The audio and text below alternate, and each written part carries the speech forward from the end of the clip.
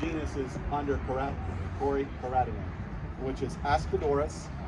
There's 19 species currently identified now of Aspedoras, very much a more slender body, stay a little bit smaller, fast-moving waters they inhabit generally.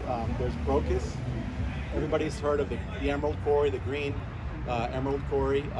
That is actually a different genus. There's an argument going on right there now. Is, there is. Right, there is. When you look at the dorsal fin, it's completely different from the regular cory. Right. Well, that's part of that's the reason they differentiate the Brocus versus the corydoras.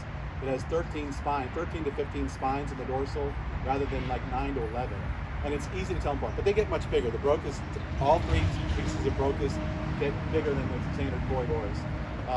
So there's also another one called Scleromystax, which is the fancy, the Barbados and the various ones that they're quite a bit more expensive, but they get a little bit larger.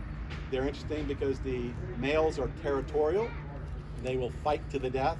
There's some gruesome pictures on Corydoras World where the whole side of the face is pulled off by the spines. They have the larger spines, and they are sexually dimorphic, where the males will have a different design, different pattern than the females, unlike many of the cories these days. So. And then there's the corydoras, which at this point, just as from what I looked up last night, we're over 150 different species of corydoras right now. The book that I was looking at just for some general research was at 100 even from 1987. So just since 87, there's 50 new cories that have been identified and scientifically described and named. So, and we're a little bit over that now because the book was from 2011. I do have those books there, so please feel free to grab them. There's Identifying Cories and the Breeding Cory books that written by Ian Fuller, who is the founder of the CorydorasWorld.com and the Corydoras World Facebook page, which is a fabulous source of information. I will print some of this stuff up and hand that out next meeting, or I'll post it on the site so we can kind of have a general thing. But I wanted to just give I knew I didn't have a lot of time. We were going to split it up. So I figured I'd just give a little bit of a brief thing here. Out of the corydoras, there's a lot of them that are fairly similar. They're hard to tell apart. The breeders can't, the distributors, the wholesalers, the guys in the canoes that catch them, they can't tell them apart. So there'll be a lot of times they come in misnamed, and they'll pick a name out and they'll call it something because that's what everybody wants to buy, and it's not what it is. And there's an example of that just at the show this week, 2 weeks ago, whatever the show was. I picked up Corydoras nanus, which is like impossible to get. They don't even catch them. They're not allowed. And it turned out to be two different things, neither one of them nanus. So it was a CW number that I had not seen before. What was the one you showed to Ian Fuller. He replied, it's great to have the author of the greatest books on corydoras at your fingertips. I mean, within hours he was replying directly to my personal question from a photo I took in my kitchen. So what's not to like, right? It's a little easier to research nowadays than it was before. But since some of them are described and look so similar, they've also grouped them into a group. I mean, they just call them groups. So there's 5 different groups of the corydoras, and they labeled those punctatus, basically meaning spots. Spotted cories are the the real species. The holotype was punctatus, and a lot of them that look similar, they call it the punctatus group. So there could be dozens of species in that. There's the Barbados one, which is similar, but not as many in there. There's the Aeneas group, which is the largest by far, which includes a lot of the orange lasers, the green lasers, your real Aeneas from Trinidad. They're actually from Trinidad, not South America. And the various ones that are hard to tell apart, the greens, the bronzes, and stuff like that. The albinos, of course, that we all see so much. There's the elegans group, which is, they get a little bit smaller generally, but they have a beautiful pattern to them too. That'll include stuff like Napawensis and elegans, the name species, and a couple more dozen of that. But they're very similar, and it's very hard to tell, even for the experts a lot of times. I've posted photos before, and I've gotten 5 different answers from the same group of 20 people answering to try to identify it for me, and they get 5 different guesses. So that tells you. And there's an acutus, So there's a couple of them that have a little bit different snout shape and things like that that are maybe get a little bit larger. They figure we're going to lump those together. So the groups are based on the genetic work that has been done trying to identify the common ancestor. And so they've gone a little further now. Ian Fuller and Hans Evers, they have described them and now broken them out into lineages. So that one is from from the DNA work going back to the source. And so, we'll only on time, like 10 more minutes or whatever it was. Okay. No, but just let me know because I'll go on. Go on. All right, so that's less time for you. I got a dinner engagement. I know. Thank you. But anyway, the lineages, lineage 1 through 9, and lineage 1, for example, will be the long-snouted cories, the ones where there's some sexual dimorphism between the male. The males are aggressive and territorial, like a lot of the plecostomus are, the plecos that the males jostle with each other all the time. And when it's breeding season, when they need a cave or a little spot for their babies, for the eggs they want to do, they will be very vicious with each other. So that's the last of that's lineage 1. Lineages 2 through 9 have a number of species in it. Aeneas and elegans, like 6 and 7. I don't have the specifics of that right now at this point, but it's easy to look up. The site has a lot of that information if you want to get which of these 20 species are in lineage 7 or lineage 8 or lineage 9. Let's see. Species that are in the same lineage are at risk to crossbreed. So you might see people that keep the cories. I want to get 6 of these, but I already have 6 of those. What if they crossbreed? I don't want to have hybrids. Generally, if there's enough of them of the same species, the very specific one, they will mate and breed with themselves before they'll go outside the family, even if they're in the same lineage. But if they're not in the same lineage, there's not really a risk of that at all. So if you have no intention of raising babies or pulling eggs out or doing anything, you can get a couple different lineages and you'll never have to worry about interbreeding. That's a big issue going on right now with the Aspedoras that are found in the U.S. Exactly. Most of those are hybridized. Right, exactly right.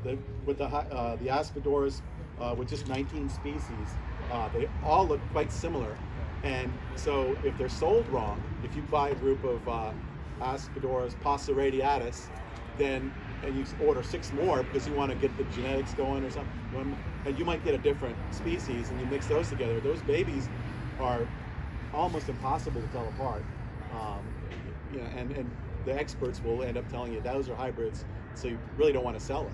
It takes the value away from them when they mix like that. So, it's a little hot. You want to go in the shade? If you guys want to roll to the shade, we can do that too. But either way, anyway, so the numbers that they have been assigned, there's 150 something species, a bunch of 20 species of Aspedoras, Scleromysta, etc. But they're defining them all the time. So every year there's dozens of new ones discovered, and until they can find out exactly what it is, they do have to describe it somehow, and they give it a number. So there was a German fish magazine that was assigning a C number, just C for corydoras, and it went from 1 through whatever. I think they ended up at just about number 60 is where they stopped. But they decided to stop doing that, but they've been working with the scientists, the collectors, and in countries they were working closely to take it, and they took it very seriously. But in 2011, Ian and his group, with his new established site and everything, decided to take over the numbering to come in coordination with this magazine, and they would call it CW numbers. So they started again. Aqualog did that back in the 80s. Right. Which was a German publication originally. Right. This was, I think it was called Dance or something like that, or DATS. DATS was the German magazine. And so, Bob was in the fish industry, still is, right? Well, I don't do fish anymore, but I mean, other than at home. Exactly. I don't sell this guy knows. I sold all the stuff back in late 70s. Okay. Right. Exactly. So a great hobby for a long time. Yeah. But Hans and Ian and a couple of his guys, they decided to restart the naming, the numbering system, because it takes several years. People don't realize that when the scientists have to describe a new species, they have to go do a lot of background. They have to find out where they were caught. They have to go see if they can get them again. They have to pull out the holotypes and then see if they can get conspecifics and things like where they go, what they eat. And then they go genetic analysis, and it takes time, it takes money, it takes research money to get that done. And so it can take several years. So right now there are species that are CW number 1, 3, 4, and some of them have been assigned an actual species name. They've been described as a new species. And there was good news just this last week where one of the CW numbers, I think it was 149 or 159, 158, has been named after Ian Fuller. So there's now corydoras fulleri as a new species. It's a beautiful fish. So that work is continuing. It involves people all over the world that are willing to spend their time on it and stuff like that. And it's supported by universities and things like that. So it does require funding. They even, I don't mean to interrupt. Go ahead, no. They even have misidentifications of the original ones that they had. They had a lot of problems with the years ago. Like the Regani or Regani, whatever you want to call them, Morelli. Yep. They were flip-flopped. Right. Right. And even the guys that did it back then weren't all perfect, but these guys that when they first were catching something, maybe the creek that they were in before has been you noticed that, right? We're just going to get a little bit of sunshiny drain drops, so if you want to run, we can run. But I forgot what to say. What was the last thing?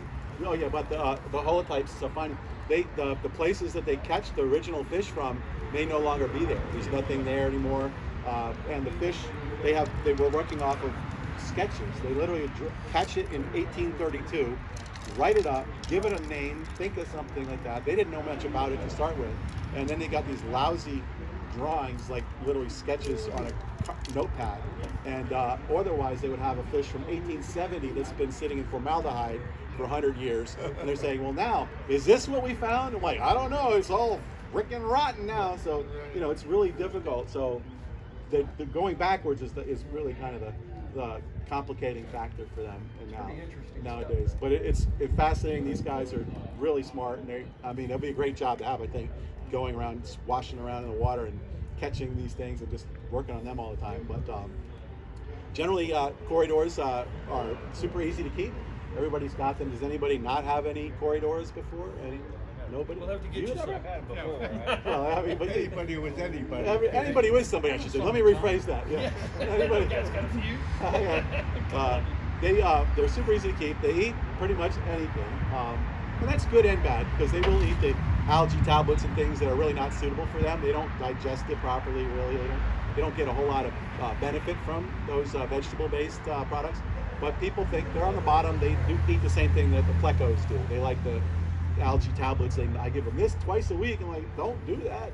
In the wild, the only algae they eat is basically that comes with the bugs that they eat. If the bug had it in their belly, they get a little algae in there. If the bug was hanging on to some algae before they got sucked up, they get a little algae. But otherwise, their digestive systems aren't designed really to process plant material at all. But anyway, they will eat about everything. So just make sure you feed them things specifically for themselves. To make sure you get some of the food. Feed at night if you have to. If you have a lot of platies and mollies and guppies and things that'll nibble everything, you'll be wanting to just target feed them a little bit. Make sure they get something. You guys all know this stuff, so I won't go into a whole lot of detail. They love sand. They sift sand through their gills, so it's important to have fine sand. They breathe it in. They're little feelers. Yep. They have sensors and taste buds and things on their little whiskers, and they can pull a worm out of the sand. It's an inch below the surface. I've seen that by feeding the black worms to the front of the tank. The worms can burrow into the sand, and you can see them against the glass, and they are hidden by 3/4 of an inch of sand. And the cories are skimming back and forth across the top, and they will be able to stop, sense it, and they will dive up to their eyeballs. They can put their snouts down together. So the long fin, remember the lineage one versions have the longer snouts. They are very efficient eaters of stuff that's underneath the surface. In the wild, they live in like a lot of leaf litter and muck and bone, and they have the ability to breathe a little bit of air from the surface too. So you'll see them jump up and grab a bubble of air too. And apparently, when they emit the air, it's through their butt, not their mouth. They will gulp some air but any air that is excreted out is through the butt. So like, that's kind of cool. You know? Exactly. But so they're super easy to keep. They don't really like the high temperatures that a lot of people want to keep them in. They're not a tropical fish per se. A lot of them come from some of the mountainous elevations and stuff, Peru and Ecuador, various places. But the Brazilian stuff, there's a couple of them that can handle some heat. But there's something for everybody. You want a little bit of orange, you want a little bit of stripes, you want a little spots, you want a little plain, you want a little black bars on them, you want combinations of Big it. and small. They're big, small, right? Some of them get quite big. There's Corydoras that Dave is breeding now. The females can get to 3.5, 4 inches long. They look like cartoons. They're so giant. They're crazy, actually. There's several species that get that big. And they have several pygmy species. Right now, there's 3 pygmy species that are common in the trade, and they're very inexpensive as well. You get them for a couple, $2.50 a piece. So they're just awesome. And some of them actually stay off of the bottom. They school, and they will travel in groups off of the surface. But when they feel there's food around like that, they will go to the bottom to start to nibble and scoop around in the sand to get some food. Many are easy to breed. They're basically group spawners. So you want to give them. There's different triggers for different species. Sometimes you cool the water down a little bit after some good food, or some of them you actually need the water to be raised a little bit. All you're trying to do is make them think it's the breeding season where they live. So the rains come, the snow melts, whatever happens, and it starts flooding the rivers. That means the water flow is greatly enhanced. The temperature might drop 4 to 6 to 8 degrees or so. They realize that now's the time to get my babies out, lay those eggs, get them out, and because when they hatch, they will flow downstream to where all the food is going to be. So they're basically watching out for the best time of year for their babies. And so they breed in the groups. It's better to have a few more males than females. And so, you get a group of at least a half a dozen or so. If you get a species, I recommend that. Get about 6 at a time. Maybe perhaps 8, 10, depending on the price. And then just let them grow and see what you can do with them. But there's a lot of fun in them. They're so peaceful. They don't scare easily. Well, some of them do, actually. A lot of them hide. But the more the merrier. They like to have a little dither fish. You have some tetras in there with them. Something that comes out all the time that will attract them out. And then, of course, good food will bring them out as well. If you get some worms or frozen foods, bloodworms, blackworms, tubifex worms, frozen brine shrimp, they love. They'll eat everything like that. But, that's basically it. I'll take any questions if anybody had any. But one of the things I found too with my cories is that a question? Well, I'm just kidding. I'm just kidding. They like a lot of moss in the tank. Yeah. Or I cleaned all the moss out of the tank. Now the subwashing tank is growing in there like crazy, and they like that too. They do. Yeah. It's funny that you mentioned too that I've got a tank and I had like 7 of the Aeneas variety, I don't know, bronze green, whatever. And one day I'm feeding them, I look down there and there's several little ones in there. Exactly. And it was just one of those things. I wasn't trying to do anything with them. But then I did something to the tank during the water change or something. I don't know what I did. I haven't replicated it again since. Yeah. But there were eggs all over the freaking tank. Right. Exactly. And my females seem to be the larger ones in there. They are. Yeah. They're I think it's almost universal that the female is going to be, 30 to 50% larger. Because I've got a bunch of stir-by in a tank. Nothing's ever happened with them. I got a bunch of skunks in another tank. I use the word trigger because it's literally you can make it happen with those water changes. And the Corydoras World site does have access to that. I brought books on the breeding of the cories. What we've got is a new library that'll just going to roll it out at some point. I'd love to get a little hand on somebody knows how to do, librarying.